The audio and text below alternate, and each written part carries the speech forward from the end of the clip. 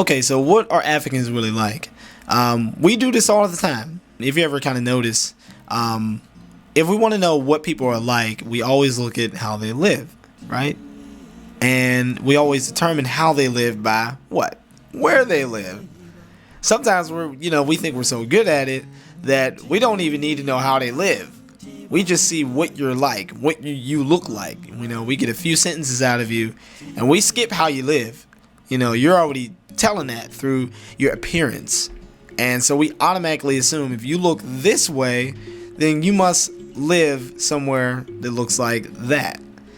You can see a family down there that's a bit more natural, so we determine, or we think we know how they live, by just what we see. And if they live like that, then we picture a place like this where they live. So yeah, what they're like, how they live, where they live. We do this all the time. Where you from, bro? You from Northside? Well, why? Well, because of how I talked. So now you assume I'm from the North Side because of how I talked. Or you assume that I'm from the South Side because of what some type of things I'm into. Oh, you're from Hazelwood? Oh, you from Homewood, aren't you? I know you guys are like, well, hey, bro, I live in California. I don't live in Pittsburgh, so these places that you're naming are unfamiliar. Okay, let me give you a broader example. You're light-skinned and you can speak Spanish fluently. Automatically, where does my mind go? California, Mexico, Florida, San Jose, somewhere in Texas, anywhere down south, anywhere near those Latin type of areas. That's where my mind would normally go. So we do these things all the time. So in terms of Africans, that's the kind of way that we think that we know our own culture. And I'm going to show you guys a bit of a more accurate way of knowing what Africans were really like later on. So how they lived. Geography. The following comes from the remains of a cemetery. It was found in the Sahara Desert. This is from an article from the ABC News. And this was 10,000 years ago. That's a long darn time. So anyway, parts of I chose to take like certain parts of the article and actually just make a short lesson out of it. I couldn't teach a whole thing, but these are some bullet points that stuck out to me. It says that in 10,000 BC, there have been lakes, rivers, and inland deltas, all linked together and channeling water and creatures across the land. This vast waterway would have allowed the dispersal of animals, and with the animals, this last humid period was influenced by the movement of aquatic species. The African hunters were following their prey into what had been a green Sahara. And of course, down there I got some guy going hunting, fishing, farming, cattle raising. This is great, And a lot of you guys think of the Sahara Desert as just that, a desert. Well, 10,000 years ago, it wasn't a desert. It was the green area of Africa. That was because I don't have time to explain it, but just know that the earth rotates on this kind of tilt. And it was tilted in such a way where the sun wasn't frying it to death. So if it wasn't, then there was actual civilizations in there. In 10,000 BC, there was no such thing as endangered species all that much. So imagine what they saw swimming in those rivers. They saw fish we'll never get to see. They hunted and ate things that we've never gotten to eat. There's certain plants that they've had that we'll never get to see. And so they lived in an area where it was not only in abundance, but it was an abundance of plants and animals that practically don't exist anymore. And of course, along with running rivers, hey, you got it made. Rivers are like the placenta for life. If you ever notice it, everything always kind of starts around a river, no matter where you go. The Nile in Egypt, the Yellow River in Asia, the where is it? Another river in what is it? It's in India. I forget. The Indus Valley River. So you always notice that everything starts with water. And water brings the fish. Water brings the plants. Water brings practically everything. So you'll see people living along the water. And so there was animals and humans found. Some 200 graves. Yes, I repeat, some 200 graves of humans were found during field work at the site in 2005 and 2006, as well as remains of animals, large fish, and crocodiles. Quote, "Everywhere you turned, there were bones belonging to animals that don't live in the desert," said Sereno, one of the archaeologists. He said, "I realized we were in the Green Sahara." Helene Jose, a zoo archaeologist from the Museum of Natural History in Vienna, Austria, reported that animal bones found in the area were from types common today in the Serengeti in Kenya, such as elephants, giraffes, hartebeests, and of course warthogs. These are things that these are types of animals that they actually found in, the Green Sahara. Now, there are two types of peoples that we're going to look at in the Green Sahara. The human remains dated from two distinct populations that lived there during the wet times, with a dry period in between. The first group was known as the Kifion. They hunted wild animals and speared huge perk with harpoons, so you can already see that they're making weapons. They colonized the region when the Sahara was at its wettest, between 10,000 and 8,000 years ago.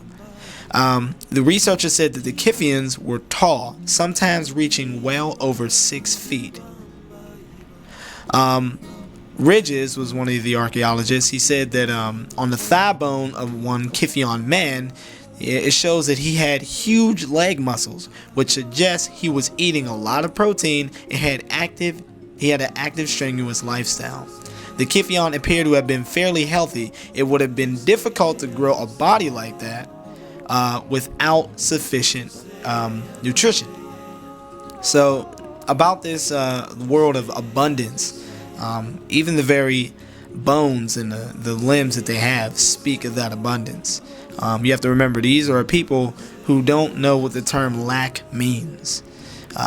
Maybe they know what innovation means, but in terms of famine, no. What did that do to their minds? We'll get to that later. Okay, so the second group, the Tanarians, and this is what I want to focus on a little bit more. I want to show you a difference. I'm going to make a point here. The second group lived in this region between 7,000 and 4,500 years ago. The Tanarians were smaller and had a mixed economy of hunting, fishing, and cattle herding. On the other hand, ridges on a Tanarian male were barely visible. Basically, he says that this man's life was less rigorous, perhaps taking smaller fish and game with more advanced hunting technologies. And I wanted to stop there and make a point. One who innovates leads himself to technology. So you're seeing a first type of group, or earlier group, who are just hunters, right? They're just using their muscle. Then there's a later group who are a lot smaller, and they lived a less strenuous lifestyle, but they decided to be very innovative. If they didn't hunt, they fished. If they didn't fish, they cattle herded. They didn't cattle herd, they planted. Either way, they went to multiple resources to do what they needed to do. Either way, they're gonna have it made. They're gonna get the job done. And that type of innovation, it leads to a mindset of, okay, if I'm able to do all these things, how can I do it better? Right? Isn't that the whole purpose of technology? How can I do what I do better? How can I do what I do faster? How can I do what I do on a larger scale? And it's from these people that you get this type of mentality that they pass on. Another thing that shows where those minds were is basically burial. We think that this is somewhat of a semi-modern concept, and no, actually, this is something that was very old, very ancient. It says a tiny woman and 2 children were laid to rest on a bed of flowers 5,000 years ago on what is now the barren Sahara Desert. The slender arms of youngsters were still extended to the woman in perpetual embrace when researchers discovered their skeletons in a remarkable cemetery that is providing clues to two civilizations who lived there, 2,000 years or 1,000 years apart, when the region was moist and green. There was other parts of the article where it was saying how not only did they have a bed of flowers on them and things, but they had bangles, bracelets. So it already shows that a theme of beauty is found among these people. Usually we always think of things in terms of, I need to survive. But if you're living so great and so well, then your mind is able to go on toward more higher spiritual things, right? And this is a point of getting beyond survival, getting beyond just living, but being alive. So why is this important? How does your environment play a role in your potential or your greatness? I'm going to give you something that I made here to kind of explain that. Say, for example, you live in an area where it's springtime, you have summer, you have fall, and then you have a very long winter. And in springtime, you usually fish, right? And just before spring, you're putting in your crops for summer. You are, laboring over the field. And from there, on the fall time, you have your harvest. But then there's a certain season where, Mother Nature is revamping herself. And during that time, you're basically left to your own devices. So you have to do lots and lots of fishing.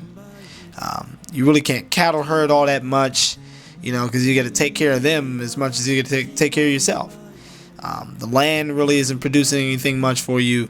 So what kind of mentality would this produce if you're only left with crops and fish and a very long time to just practically sit and stay warm?